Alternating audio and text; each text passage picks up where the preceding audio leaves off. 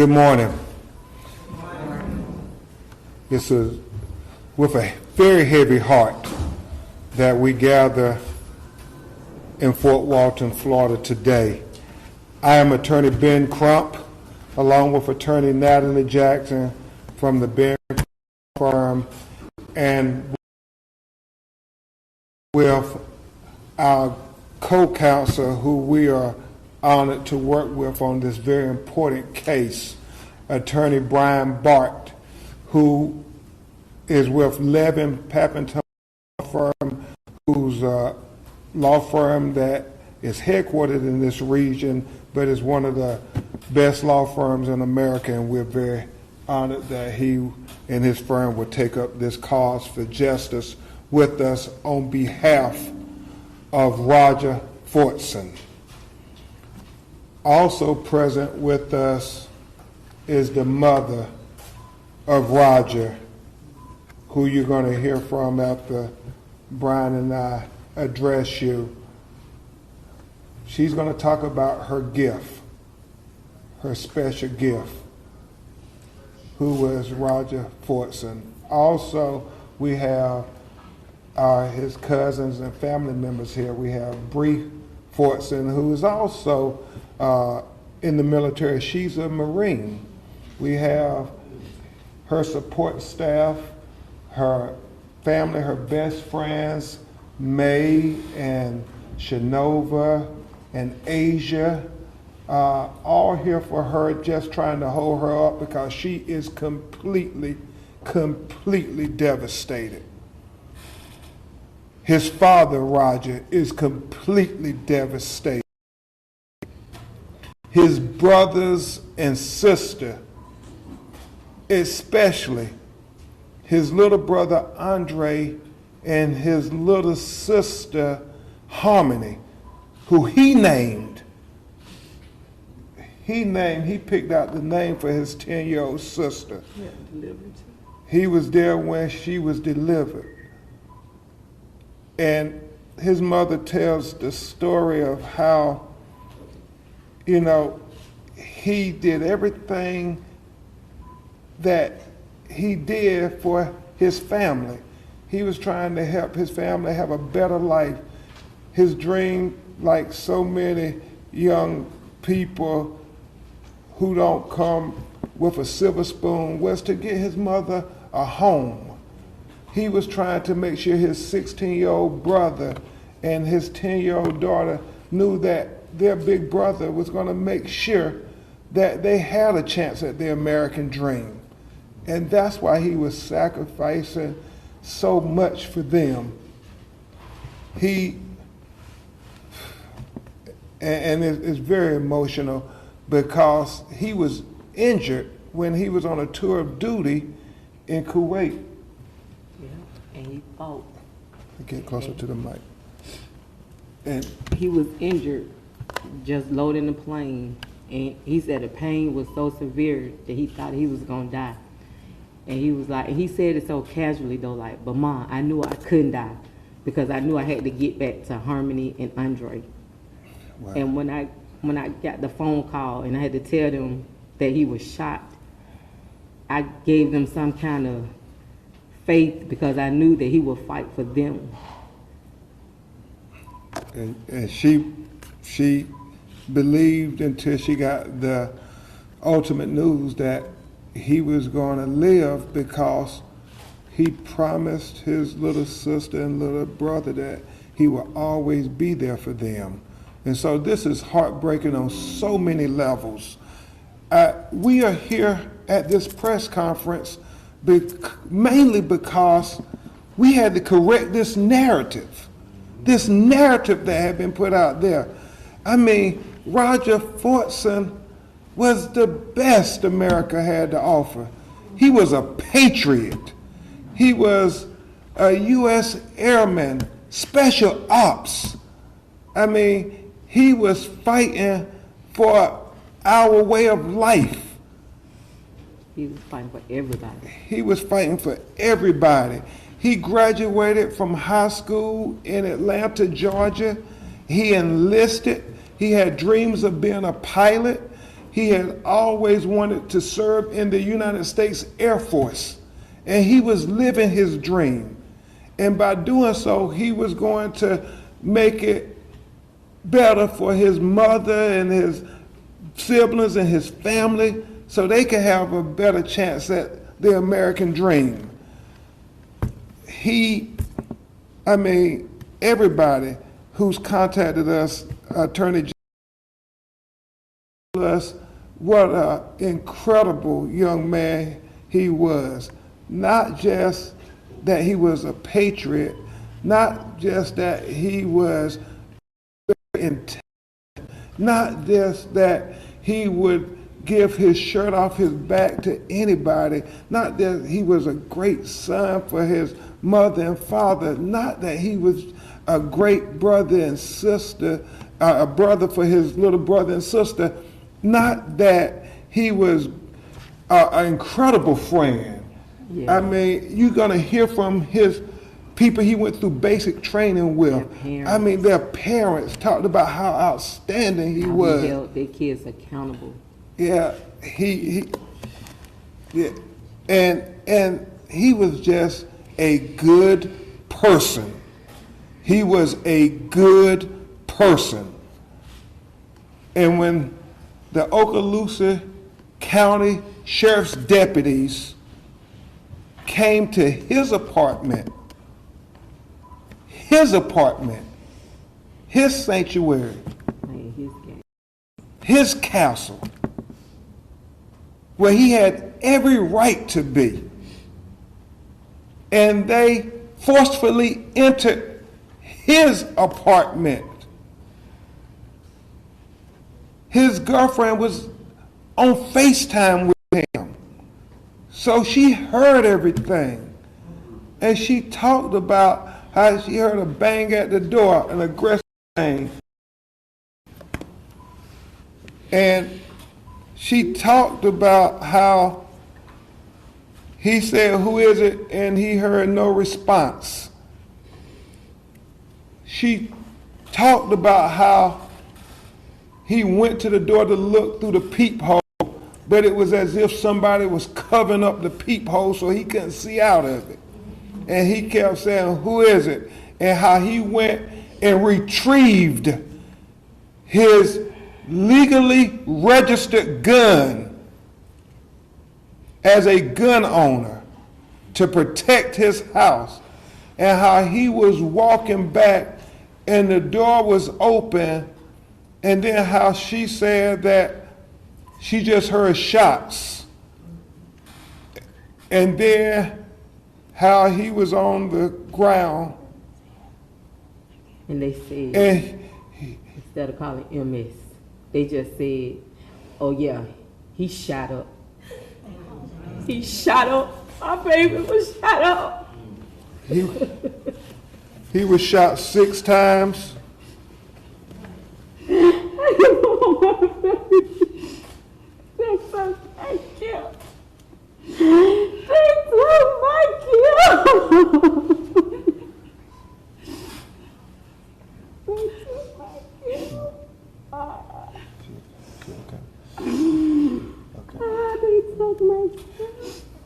Obviously, you can see how devastated the family is. Utterly devastated. And so, after that, he was laying on the ground saying, "I can't breathe." And they seemed to go through the apartment saying, "County Sheriff, reveal yourself, identify yourself," while he laid on the ground, still struggling to breathe. Obviously, we know what happened, and it's important to say before Attorney Barr address you all that this truly is about the Constitution. Because in the state of Florida, we encourage gun ownership. We have a right to the Second Amendment. We wear it proudly here in the state of Florida. And when you think about the people who we want to have guns in America, he is Exhibit A. I mean, he was trained to use a firearm. He's a military trained officer. He's very responsible. He respects authority. He's very diplomatic. He was handpicked. He was because of his IQ. He was handpicked because of his IQ. It came easy. All of his exams was 100%. He was special ops. He was picked. He was special missions aviation. I mean, He was handpicked. His colonels, all of them have contacted me, told me such a special young man he was. Even when I got sick and he wanted to come home, they told him no, because he was so smart. He was so intelligent. Even the kids' parents reaching out to me, showing me love, because when he went to their house, he was so respectable. Yes, ma'am. No, ma'am. God, they don't know what they took from me. Yes, Jesus, they don't know what they took. and he had a right to the Second Amendment. And he also had the right to the Fourth Amendment, to be free of unlawful searches and seizures, especially in his home. I mean, they teach us in law school about the sanctity of the home in the United States of America and how that is your safe haven. That is your castle. You are free in your home from people using excessive forces and searches and seizures of your home. And Roger had that right. He had that right to the Second Amendment. He had that right to the Fourth Amendment. He was protecting us so we could have that right. He was protecting us so we could have all those constitutional rights. You're absolutely right, Mika. I mean, he was a patriot for all of us. And so they busted in the wrong apartment because we know there were no disturbances. He, in Roger's apartment, he was on the phone with his girlfriend. He had been playing video games with his fellow law enforcement friends, Air Force men. He had been playing video games up until 4 o'clock, had only been home for 30 minutes. His girlfriend reported that when she called him a little before, around 3, that he was playing games, he would be at 4 and he would call her when he got home. And that's exactly what he did. He was just in his apartment minding his business. And then around 4:30, this cascade of tragic events started to take place. Yeah, they had all kind of chances not to kill. They could have made sure they were at the right apartment, and they had a duty to make sure they were at the right apartment before they busted in the door. I mean, and Attorney Barr would tell you, it all happened really fast from the 911 call to this here. And the fact that they were knocking on other doors, so they had to know that it was questionable whether this was the apartment or not. And then the fact that when they bust in the door and they see him with his legally registered gun, they just shoot 6 shots into his body. It wasn't a gun exchange. He never fired a weapon or anything. He respected authority. Had he known they were the police, there is nothing in his background, nothing in his background to say that had he known they were the police, he would not have just opened up his apartment. Everybody to a warrant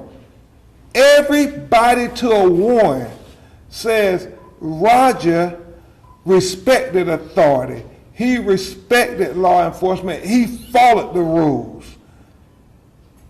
He never would have shot at a police officer. Not only because they was the police, but because they was older than him. I always respect him, taught him to respect adults. Yeah. You let me handle the adults. If an adult do something to you, I'll handle the adult. He was 23 years old. His birthday was April 15th. He had just celebrated his birthday. I mean, the police came in, and when they busted in his apartment, they saw him with a gun, and for whatever reason, they thought he was a bad guy. But he was a good guy. I mean, he was a great guy. He was an exceptional guy. They shot a good guy. They killed a good guy. They took from this Air Force a good guy. They took from his community back in Atlanta, Georgia, a good guy. They took from his mama a good guy. They took my gift. They took from his little sister Harmony and his little brother Andre a good guy. They took from his father Roger a good guy. They took a patriot from us. And then to put out this narrative that, well, an officer killed a citizen at this apartment complex in self-defense. I mean, Senior Airman Roger Fortson. He was Senior Airman. Senior Airman Roger. That's who they killed. And to put out this narrative, I mean, it was so disingenuous when you think about it. You put out this narrative demonizing his name as if he did something wrong. As he committed some crime, trying to justify an unjustifiable killing. No, when you make a mistake, you own up to it. You don't try to justify killing a good guy. Okaloosa Sheriff's Department need to own up to this. They need to give him the dignity and the respect that he deserves. He so richly deserved. Yes. He worked hard for it since he was 4 years old. I mean, he had this dream of serving his country in the Air Force since he was a little boy. He was living his dream. I mean, there's photographs that we're going to share with you. He was so proud to be in the Air Force.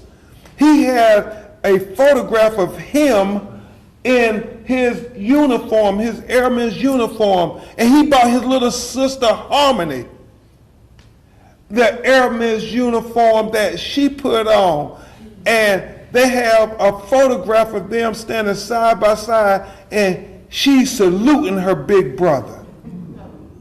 I mean, if a picture is worth 1,000 words, that picture is worth 1,000,000. How much he loved being in the United States Air Force and serving his country. His mother is going to tell you in just a minute about how he was a special gift.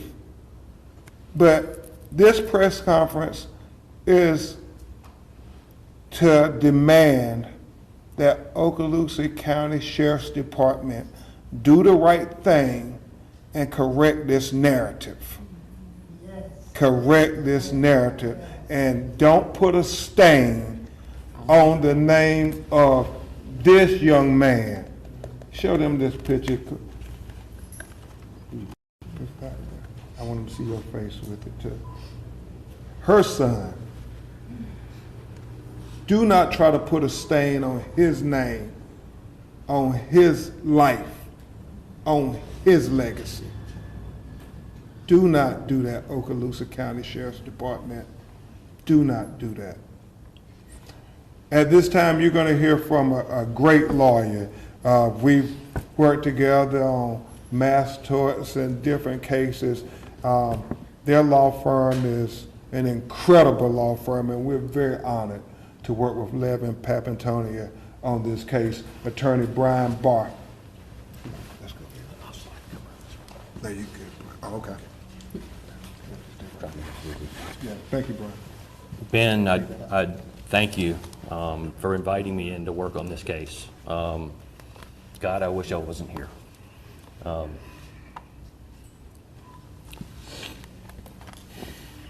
I just got to meet them this morning. What an incredible family. And I've been listening to stories about Roger, this kid who was this quiet kid growing up. Through his time in the Air Force, gaining confidence, learning who he was, so much ahead of him. And all he was doing was sitting in his house. Sitting in his house. My Lord. Every one of us sit in our houses every day. And every one of us, if somebody we don't know comes into our house, are going to defend ourselves. Every single one of us. And he lost his life because they knocked on the wrong door. And they came into the wrong door. Mistakes happen. We know that. Humans aren't perfect. Good people make mistakes. But good people also own their mistakes. They don't put out statements. The day this happened, you read that statement, go pick it up and read it. What's it make you think? It makes you think this happened outside. That this kid was in the middle of a disturbance. And he did something. He instigated this and lost his life. That's what it makes it sound like. It sounded like justified. That's what they tried to make it sound like. So justified that none of y'all even covered it. That's deep. That's deep. There's a few people that had the story, but it didn't get any attention. You know when I heard about it? Yesterday. I live here. I didn't hear about it till I got a call from Ben. That's what that statement did. It made people try to forget Roger.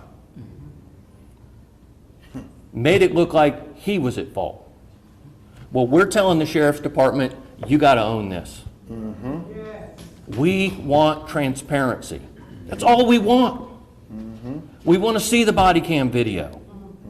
We want to know what happened. We want the mistakes to be owned. That's our job. And we're not going away until that transparency happens. And we're not going to let them forget Roger. Amen. That's not going to happen, not on our watch, not to this kid, not to this family. Amen. With that, there's not much more I can say. I'm going to let Mika. Yeah. I will say this, Attorney LaRuby May, who works with Brian, reminded me that Okaloosa County was where, I guess a year ago, an acorn fell on top of a police car, sheriff's deputy, November, and that it's on video the officer unloaded his gun and then got on the ground like he was shot. And Attorney May said, Attorney Crump, this is the same sheriff's department, and it seemed like they tried to justify that initially too. Well, that can't be the policy of trying to justify unjustifiable excessive use of force. Attorney Jackson and I think it was excessive to force your way into the apartment not knowing if it was the right apartment. That's excessive force. It reminds me so much,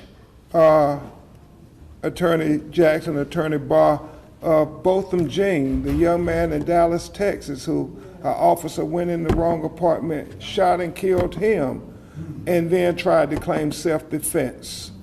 I mean, it makes no sense. I mean, it doesn't add up. You come into my apartment, you shoot and kill me, and then you say it was self-defense.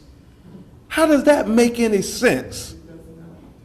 And so it is about the truth, it's about transparency, and it's about justice. It's about justice for Senior Airman Roger Fortson. And you're going to hear from the person who knew him from the moment he came into this world and what he meant to her and their family, and about how special, just how special he really was. She's still in shock and disbelief. It's emotional, so you all bear with her. She's gonna try her best to tell you about her son and what was lost. His mother, Mika Fortson.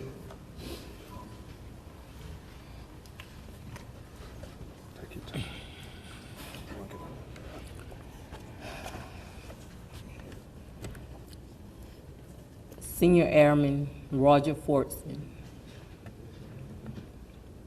Roger was given to me as a gift, which later became my co-worker, my baby daddy, my chef, my counselor, my provider.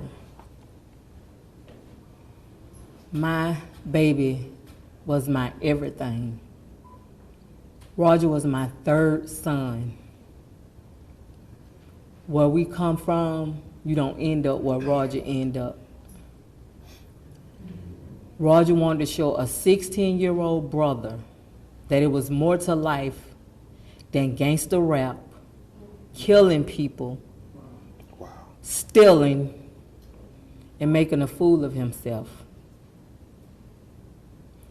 Roger wanted to show his mama that raised 5 kids that didn't know what credit was, how to have something. Wow.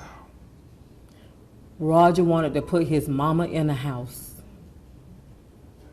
Roger wanted to show us how to love unconditionally. Wow. Roger and his brothers waited on a sister for many, many years. That's why it's such a big gap. When they found out I was having a sister, Roger was still in high school. Roger got in the ambulance and went with me. Tried to tell the doctor how to deliver a baby. I don't know what he was doing, but I just needed him to get that baby out of me. And till they took him, his sister's birthday was May the 1st. And he called. And he said, "What's up, Mika? What my sister?" And I said, "She in there." And he said, "Herman, what you want for your birthday?"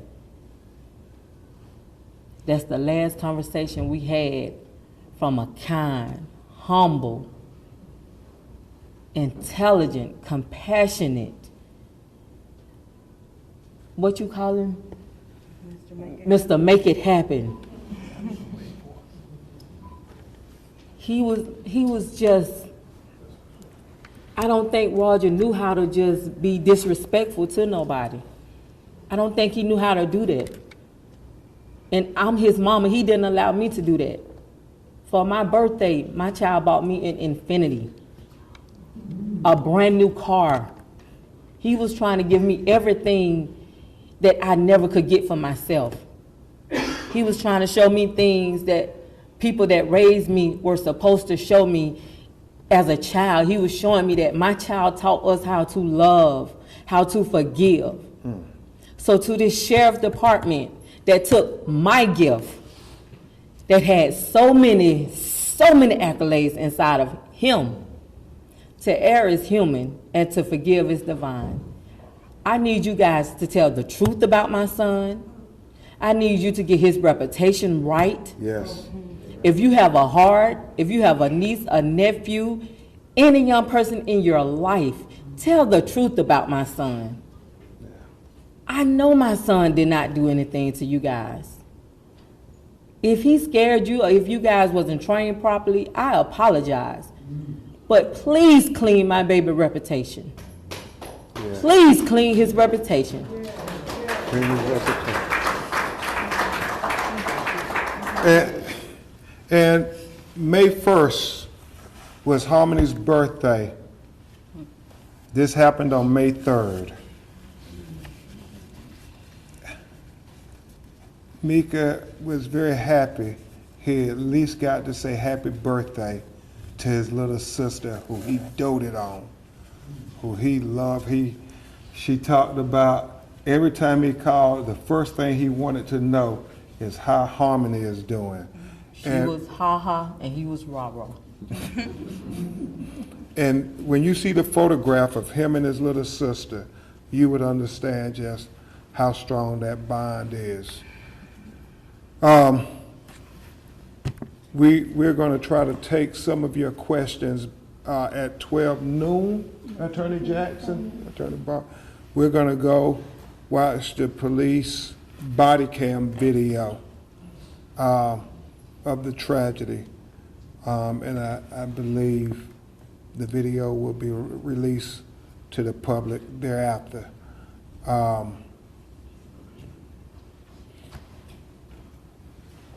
tell you this, before we have you ask your questions.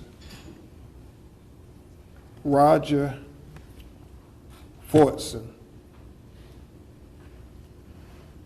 believed in truth and honor and dignity as the principles of America, especially what he learned in the United States Air Force. Okaloosa County Sheriff's Department, show us that you believe in truth and honor and dignity, respect too. Clear Roger Fortson's name. Clear Roger's name. Clear Roger's name. Clear Roger's name. Clear Roger's name. Clear Roger's name. Clear Roger's name. He was a patriot. He was the good guy. And he did not deserve to be killed like this and then have these false narratives placed on his life, on his legacy. Nah, that's not American. That is un-American. That is un-American. We will try to take your questions now. Mr. Crump, Tanner Stewart, WKRG in Pensacola. As far as the deputies going to the wrong apartment, have you been able to clarify which apartment that they were supposed to go to? We do not. We haven't heard anything at this date. We know it wasn't Roger's apartment that had a disturbance. We know that without a doubt, he didn't have a disturbance. Mr. Crump, first of all, our condolences to the entire Fortson family. No one can imagine what it's like to be in your shoes today. I'm just curious, have you received any contrition or any sign of contrition at all from the sheriff's department up to this point? No, Nothing? no. United States Congresswoman Lucy McBath has reached out to offer condolences, and I think some other military leaders, his Just the United colonels States Air and Force. all the way to the top have been reaching out to offer condolences. Have they provided any sort of explanation? I know you mentioned the self-defense narrative that you would like clarity on, but also this idea, did you at any point they say brandish a weapon or do anything to provoke That's a just response? what we saying, that's just something we found online. They was just gonna throw him away like he was a nobody. That's just something we researched and found what they said. If we wouldn't have been on the phone, Yeah. we probably wouldn't have known what happened to him. Yeah. And Like, she literally watched him walk over him as he was dying, taking his last breath, and discovering who they killed. Like, it's, yes, If I ma'am. may. Go ahead. So, and to answer your question, Tanner, there is an unofficial redacted 911 call that we have heard that has not been able to verify by the Sheriff's Department, but we do believe that it is the true 911 call. On that call, there was a report of a disturbance by a fourth party to the leasing office between a male and a female. And that's the information that we have. Yes. What's a proper act of contrition look like for you? Well, first of all, telling the truth. Telling the truth. That's not so hard to do. Let's start there. Let's start there. And the state attorney and people investigating this matter, they need to investigate it as thoroughly as possible, knowing that Roger was the good guy here. I mean, Brian and Natalie and I were talking, and really, it's common sense. You came to the wrong apartment. You said it's an accident and so forth. Well, we got laws in the state of Florida that deal with accidental killings. So we want you to investigate and do whatever justice will allow for a good guy. they never even said his name, but they saw his ID. Why didn't you say his name?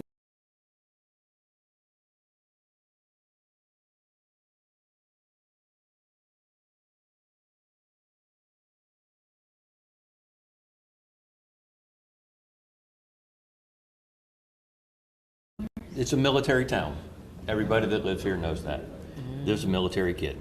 And often military personnel have firearms. A lot of people in this area have firearms beyond just, It's Florida. Yeah, we have things like stand your ground and the castle doctrine and very strong believers in the Second Amendment here in the state of Florida. Maybe not as much in the Fourth. Yeah. And the Second Amendment applied to Roger too. Even more. And police have to know that the Second Amendment applies to all citizens, so they should be trained to deal with that, especially when they're coming into someone's home. Especially if it's with a measure of force. This is a trained member of the military, trained with firearms, legally owns firearms, knows how to use them, is careful with them, knows all the gun safety. He's a military guy. Take it apart. I like it. And his home, from his perspective, is broken into. We're not saying that. I mean, you don't hear that narrative. His home was broken into. It doesn't matter who it was, who broke in. He has the right to protect his home. If you could speak to the deputy right now, ma'am, who's on the other side of this situation, what would you say to him?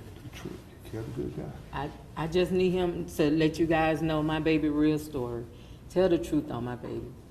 Just tell the truth. Tell the truth. You would want Tell somebody the to truth. give your mama that narrative. Tell the If truth. you out there in the field and somebody killed you, you don't want them to say that you was a bad cop taking money. That's not what you want your mama to hear. You want your mama to say you was trying to save somebody from being killed or something. You was killed in the line of duty. So give his mom what you would want your mom to have. Wow. Tell the truth about my Tell the dad. truth.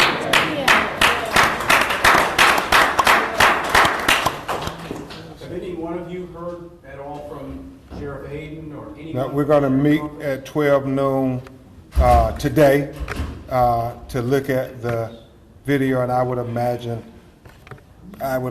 he would, offer condolences to Ms. Fortson. It hasn't happened yet. Ms. Fortson, when and how exactly, if you could tell us, did you find out of Roger's passing?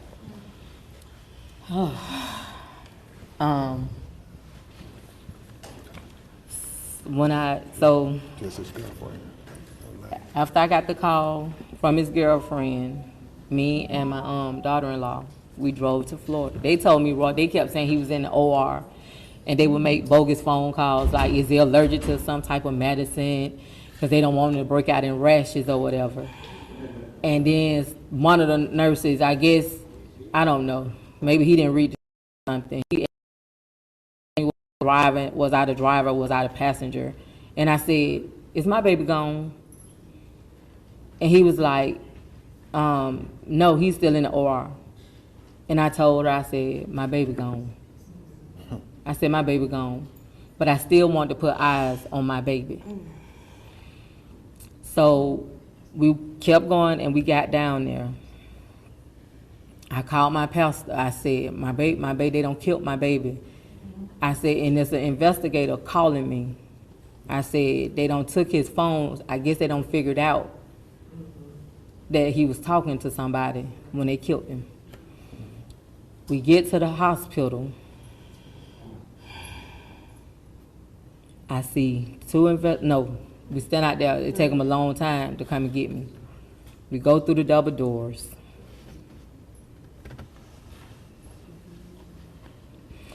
Two investigators come towards me. And I asked them, I said, please just step away from me right now. I said, you guys have killed my baby. I asked the nurse, I said, can you just take me to my baby? I said, take me to my son, please. I said, I don't want to talk to no investigators. I just want to see my child.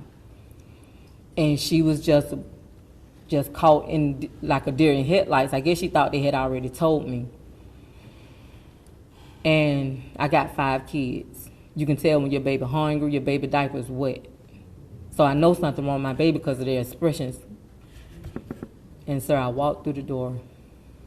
I see a black folder with a pen, and I see 3 men in blue Air Force uniforms.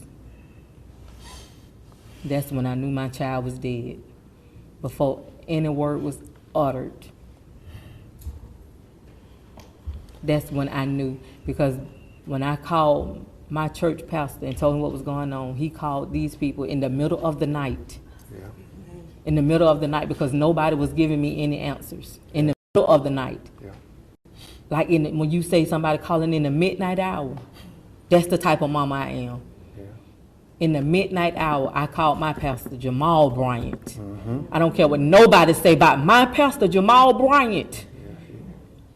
Left his duties with his own child to help me see about mine that the sheriff had killed and got them down there. Yeah.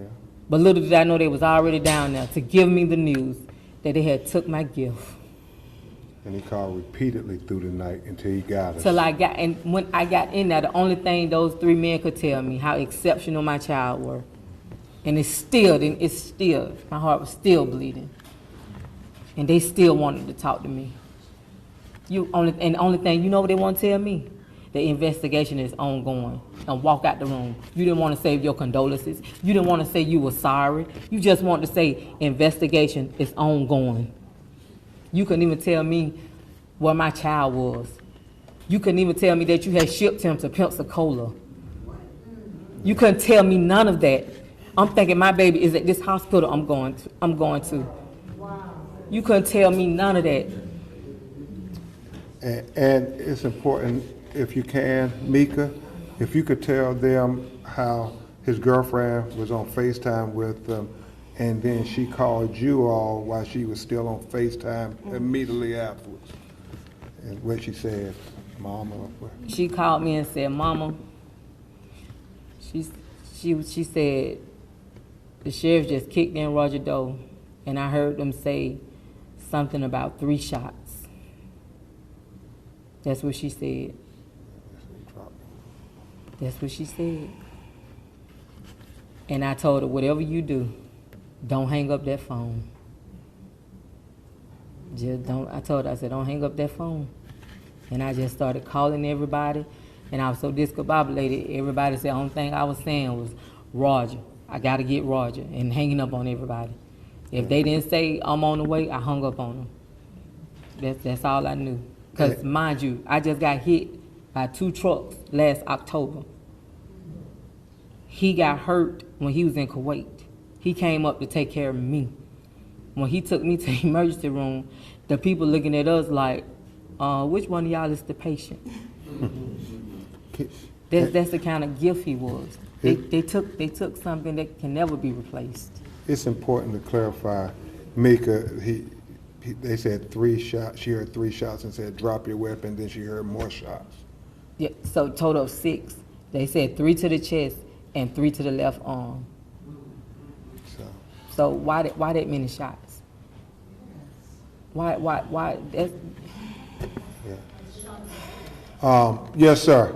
Ben, have you subpoenaed or has law enforcement obtained the FaceTime video? And if so, have you seen it? She has an attorney because she was afraid that she just heard them and watched them kill her boyfriend. And so I think they're in the process of doing that. Right now, she's tore up. Yeah. She no more good. Yeah. Jesus. Any other questions? Last question. She watched them kill her boyfriend. She What- didn't actually see the shooting. No, she was on FaceTime with him, I guess. Listening. Listen, yeah. From the beginning, she was on FaceTime when the knocks at the door and everything. He's talking to her while this is going on. Young people are always on FaceTime now. You know, and thank God she was on. That's their ritual every day. When he get off work, she's a nurse. She worked night shift. So that's their ritual. Has she described What? the way Roger approached the knock on the door, what he thought of this? I'm sorry? Has the girlfriend described at all Roger's emotions or expression when he heard a knock on the door? Was it confusion? Yeah, it was heard the banging on the door. He says, "Who is it?" He doesn't hear anything, hear more banging. Who is it? He goes to look out the peephole, tells her, I can't see anything, like somebody got their hand over the door. So he then goes, gets his weapon, and then the rest happens from there. We're going to get the body cam video, so hopefully that'll give us even more transparency into the matter. Attorney Barr, anything else? Attorney Jackson? We will continue to keep you updated. We pray that people all over America understand this. Everybody should be troubled by this. I mean, you really should be troubled by this. Any law-abiding citizen who feels they have a right to the Fourth Amendment and the Second Amendment should be very troubled by this matter. I pray that everybody, I don't know what special things the military or the president or whoever could do to acknowledge that he was a good guy, but they ought to do it. And we want to say the Air Force has been very No, Air Force has been tremendous. I mean, Especially his brotherhood. his brotherhood within the Air Force, everybody has been reaching out to his family, offering not only services but condolences to his mother and his family, because, as they said, he was a proud member of the brotherhood. I mean, look at that picture. Just look at that picture. I mean, if this doesn't say patriot, I don't know what does.